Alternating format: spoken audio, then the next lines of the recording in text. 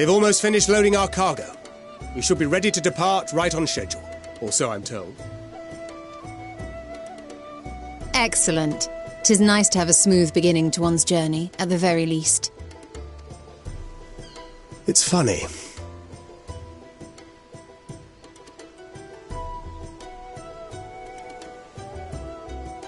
Master Louis Soir came here on a ship very much like this one. And now, years later, the street urchin he befriended that day is bound for his mentor's homeland. With his mentor's grandchildren, no less.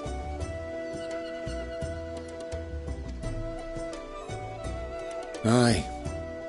'Tis upon reflection that every twist of time's river and fate's whims are brought into sharp relief.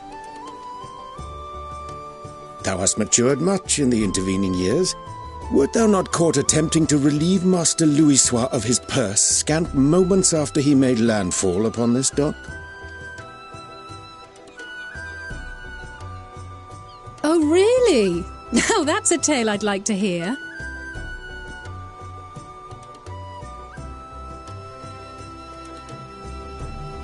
Will this be your first visit to Sharlayan, Sir Estinian?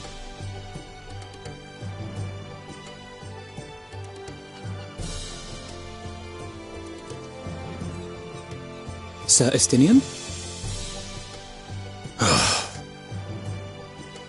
Are we strangers newly met? Why this stiff formality? I, merely meant it as a professional courtesy, since we are now colleagues in an official sense. I'd rather you dispense with the sirs, especially in private company. Or I'll be forced to respond in kind, little Lord Alphino. You've made your point, Estinian. Painfully well. Better.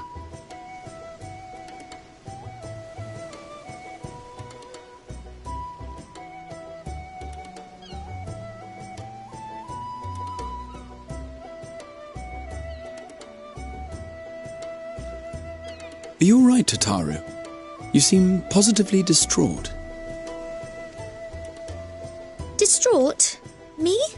Don't be silly. I think it's lovely that they get to see their homeland. It's just, we're trying to thwart the schemes of an army hell-bent on destroying the world. And, once again, I have to stay behind and worry that this is the last time I'll get to see my friends.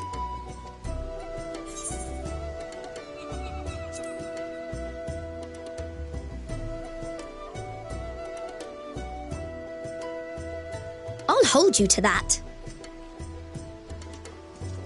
Ah, good. You're still here. Hori! Coltine! What brings you all this way? We're to assist the Maelstrom and the Kobolds with a lunar primal operation, so we thought we'd see you off before heading to the tower. Flamine and the others wish you all a safe journey, and promise that they'll look after things here until you return. We will too, of course. Aye, we your fellow Scions of the Seventh Dawn will do our part to ensure the end of the world won't happen on our watch. We're set to sail! All aboard for Sharlayan!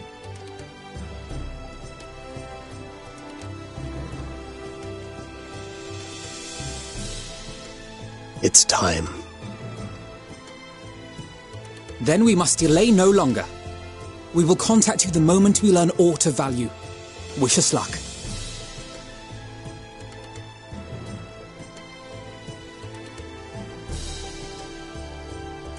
Have a safe journey, and please, please, be careful.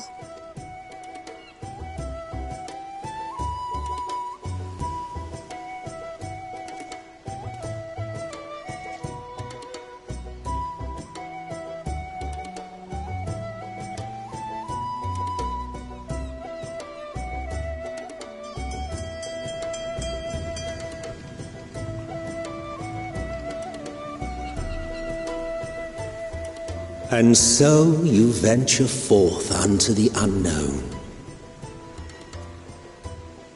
A fate beyond the horizon that cannot be divined.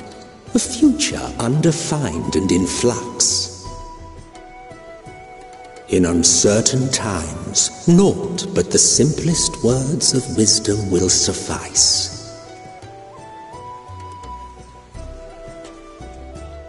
That which lives is destined to die. Love leads to loss. Every beginning has an end.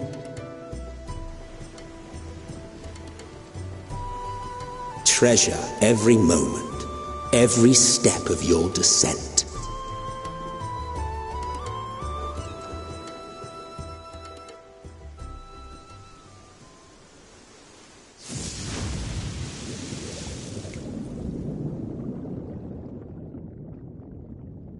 And there, in the depths where souls and stars rest, find your truth.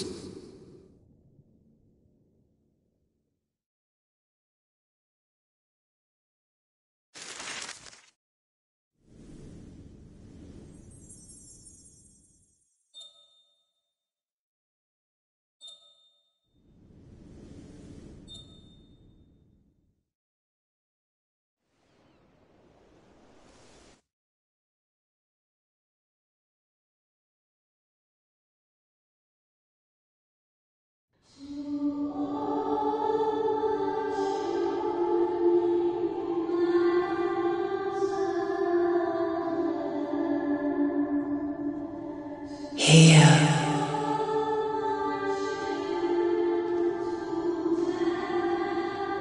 Feel.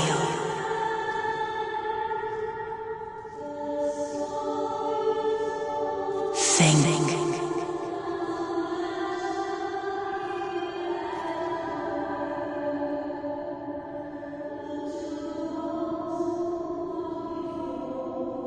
The day has barely dawned, my fellow earlier riser.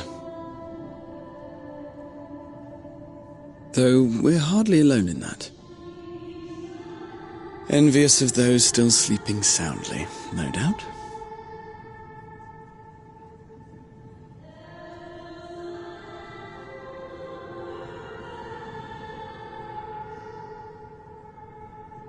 Called out to you, you say?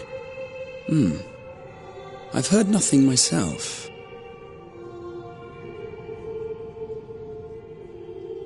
In any case, I dare say the sea air will do you good. Why not join the others on deck? Sharlayan should be coming into view at any moment.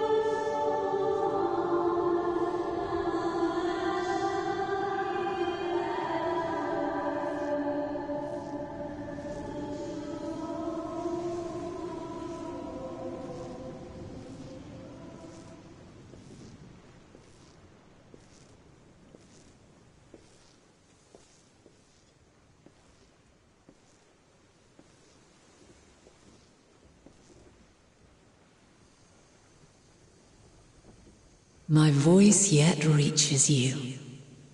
I am glad. Hear, feel, think. And thus do we meet face to face at last, my warrior of light, guided by the crystal.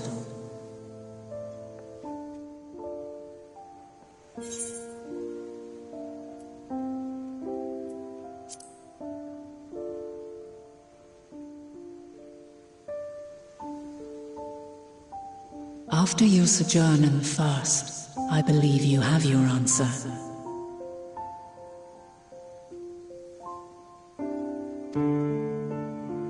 You have gained an understanding of what I truly am, what Eidolon has always been, a primal.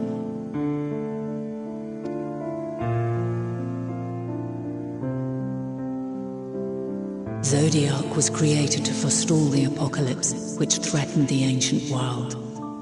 and I was brought forth to bind him.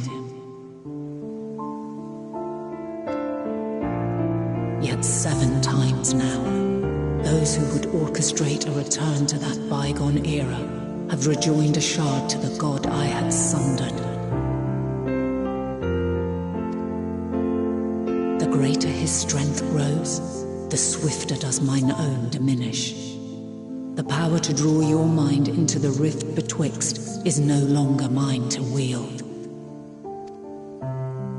Yet though it taxes me sorely, I dare not leave these words unsaid.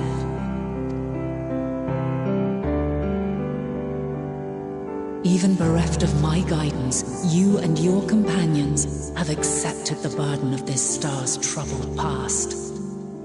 A conjunction has begun to form, an intertwining of your time and mine.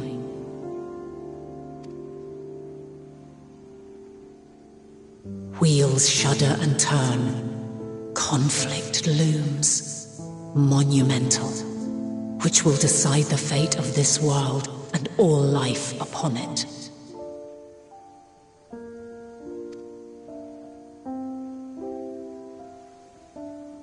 When you truly understand what is at stake, and your journey has prepared you to surmount the insurmountable,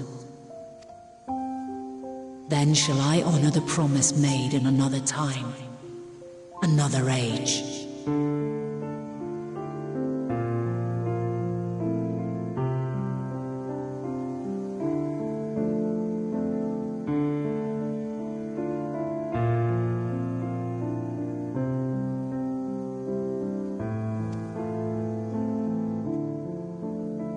Cast your peepers to the fore, folks.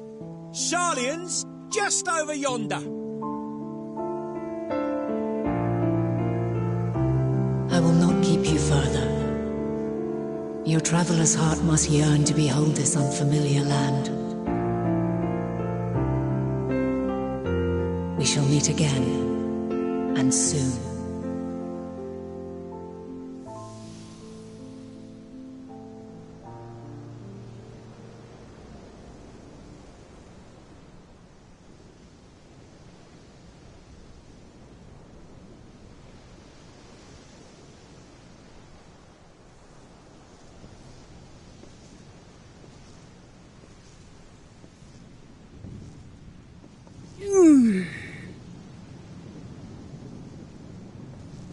Oh, what a fine morning.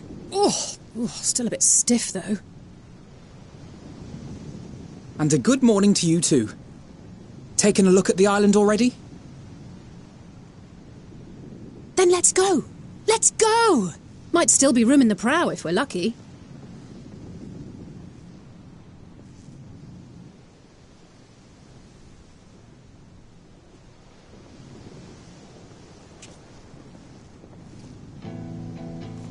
Ah, the sleepers have arisen. There she is. Good old Sharlayan. Oh, I see it.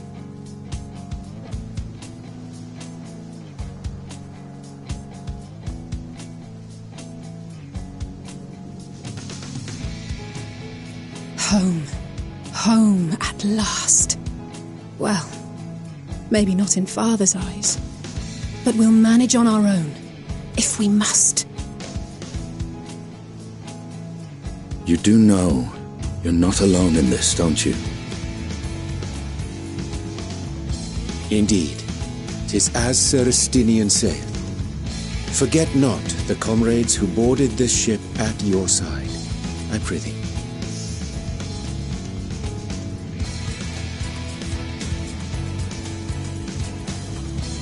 Thank you, my friends. We are ever grateful for your steadfast support. Upon arrival, we will be disembarking into the heart of Sharlayan proper.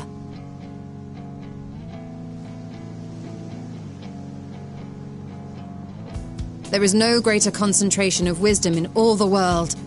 I am confident that somewhere within that center of knowledge and learning, we will find the answers we seek.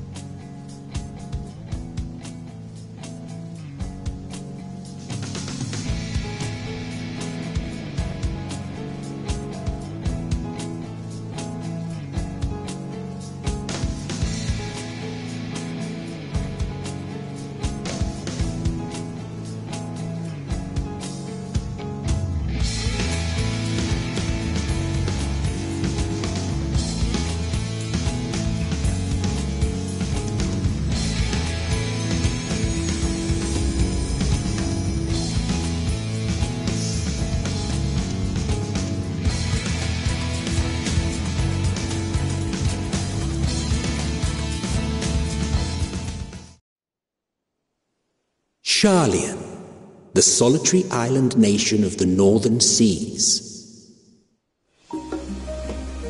Where under the watchful gaze of Thaliak, patron deity of scholars, academics hoard all manner of knowledge and secrets. Once, they deigned to accept foreign students into a distant colony maintained in the Dravanian hinterlands. How swiftly they abandoned it once the first Garlean boot set hostile foot on Alamegan soil. So averse to the prosecution of war, these men of wisdom, your would-be allies.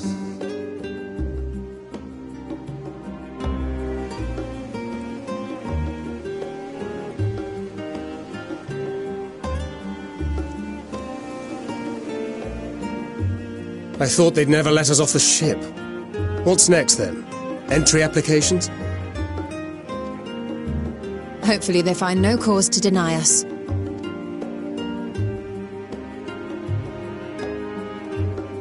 Hasn't Sharlayan all but severed relations with foreign powers? Those of us without direct ties, myself included, may be refused outright. 'Tis true that, as a nation, Sharlayan only forms trade agreements with a select few neutral countries. But from a practical standpoint, an island cannot afford to be overly strict with its borders, especially not if that island's people are wholly devoted to the accumulation of knowledge.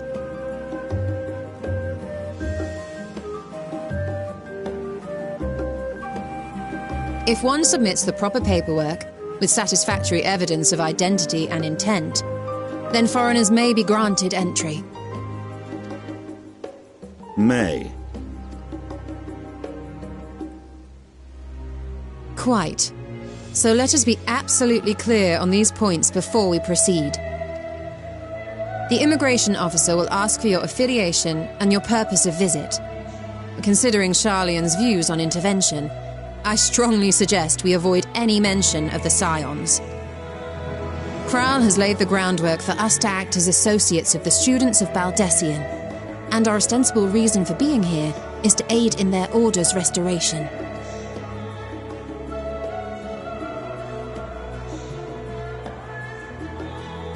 Brahatir, it might expedite our progress should an actual student be seen at the head of our little group. Would you mind leading the way? Of course. The immigration offices were this way, as I recall. Shall we?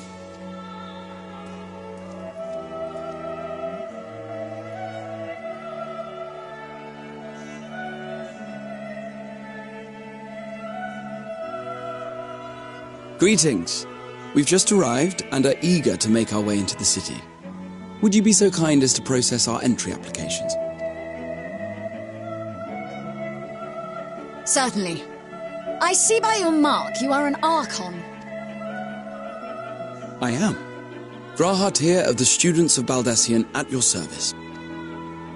I was assigned to an Eorzean survey team, but have returned to assist with the reformation of my order.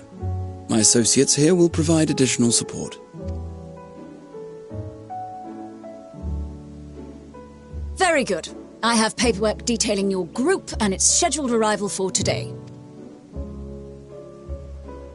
And it seems some few of your companions are also Archons. If you'll step forward, we can process those applications first.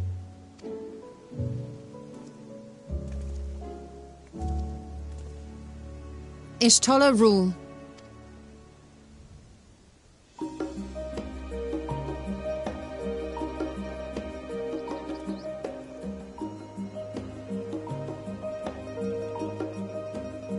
See how it glows. That list is etherically linked with the citizen registry kept in the main repository.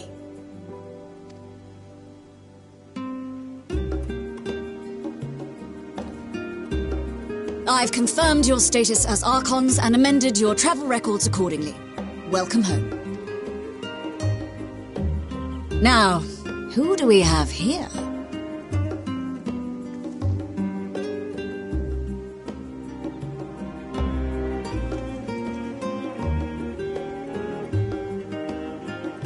Alphino Leveilleur. and Alizé Leveilleur.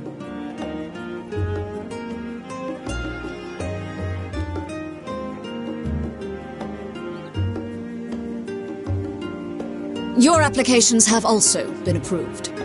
Having said that, the streets are abuzz with talk of how House Leveilleur's lord disowned his young progeny.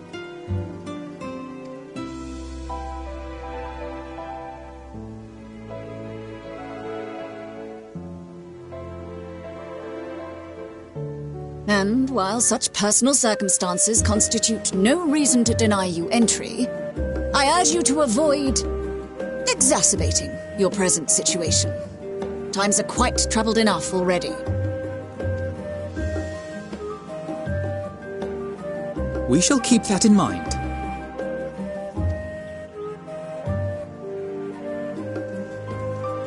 These last two are not Sharlayan natives, but you will find their credentials are in order. An application was made in advance.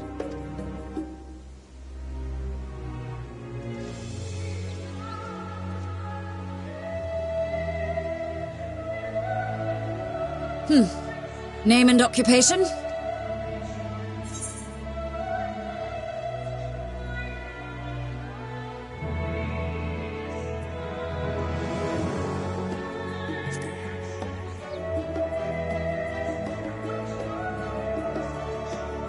Indeed. Your profile describes you as an adventurer, but one also trained in the rather more constructive pursuits of procurement and production. You may enter.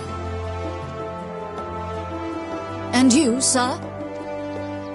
Estinian Varlino, formerly of the Order of the Knights Dragoon in Ishgard. Formally, at least. And what, pray tell, is your profession now?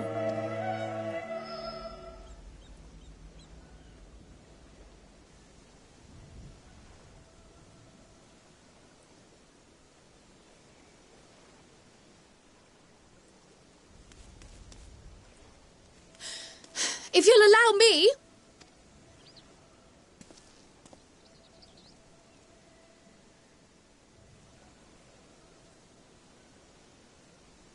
My associate is a mercenary, hired for his strength at arms. Surely you are aware of the dangers we often face on our forays into the wilderness. Mistress Baldessian, if you insist on sponsoring his entry, then so be it. But while I appreciate that desperate times call for desperate measures, I find your choice of company concerning. Be advised that even a single misstep may have severe repercussions for your organization. I have every confidence in my chosen company, dear and trusted comrades that they are. But I thank you for your concern.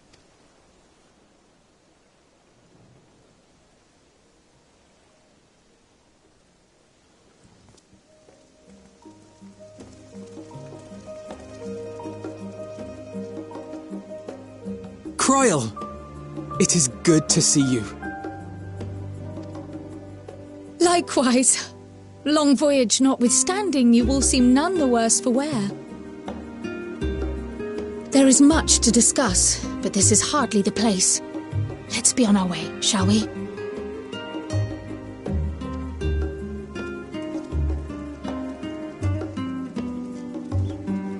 Oh!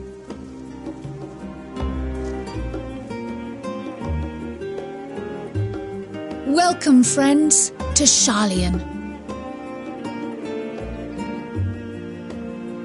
As your mercenary, I should hope my welcome includes a generous salary. Well, I had to say something, Sir Taciturn.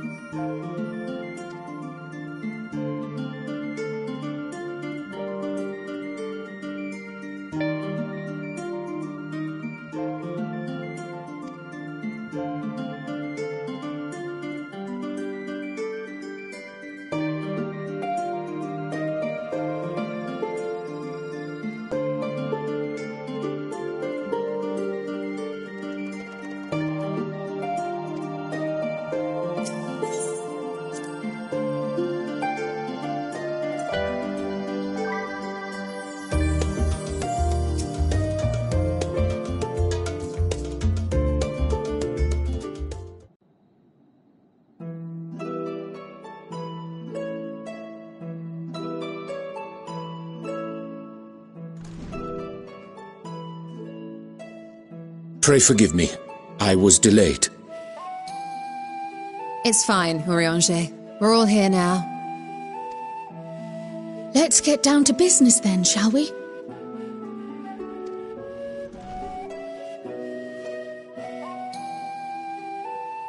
Come what may, we must prevent the Telophoroi's plans from coming to fruition. At present, I see two paths for gathering the information which may aid us in achieving that goal. The first involves an investigation into the change which has come over Sharlayan, not to mention the recent inscrutable behaviour of the Forum. As most of you know, the 99 members of the Forum are elected from the general populace. This alone guarantees a plethora of opinion with regards to foreign policy. The bibliotheques, for example, are a group of conservatives which would have Sharlayan focus on recording history, while remaining entirely uninvolved in the making of it. And at the other extreme, we have advocates for proactive diplomacy and direct intervention. My grandfather Galef was one such member, as was Archon Louisois.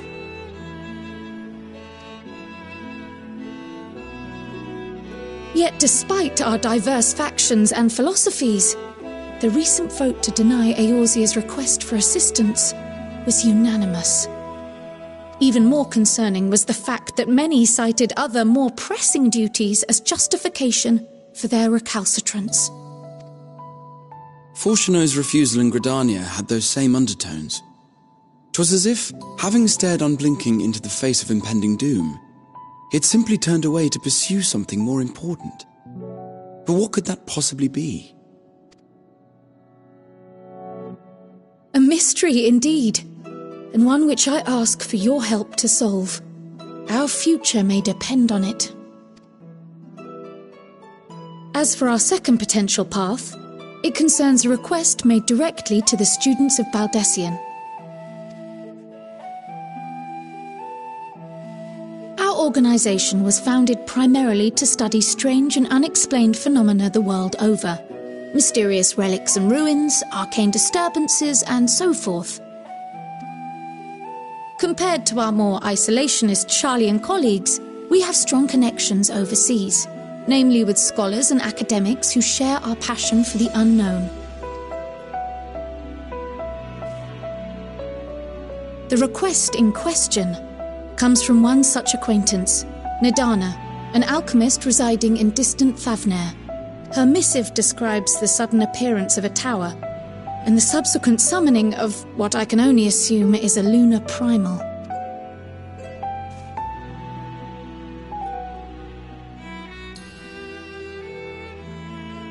In response to this threat, the satrap of Radzat-Han, the individual who governs the city-state, has instructed the alchemists to find a means to deal with the spire.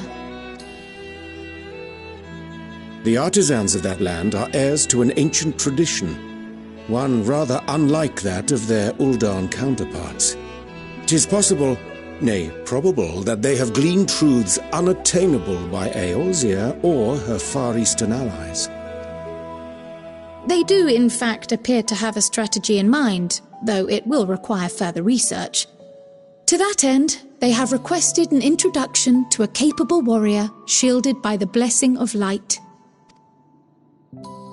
Assuming we divide our forces to pursue both of Kral's lines of inquiry, then having you join the group heading to Thavnair would seem the obvious choice.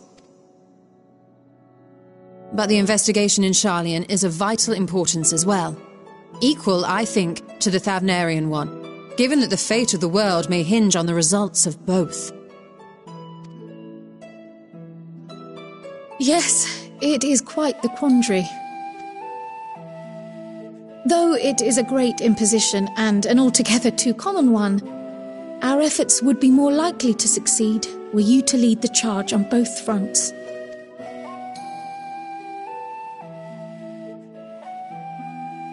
You are indeed our champion. As to which task to tackle first, we will defer to your decision. Let us next decide how everyone else might best be assigned. As for myself, I shall continue what I've begun in Sharlayan. I should also like to steal the services of an Archon or two. and thereby gain access to a greater range of reading material. I will help with that. Allow me to offer my assistance. I have some small amount of experience in the field of research.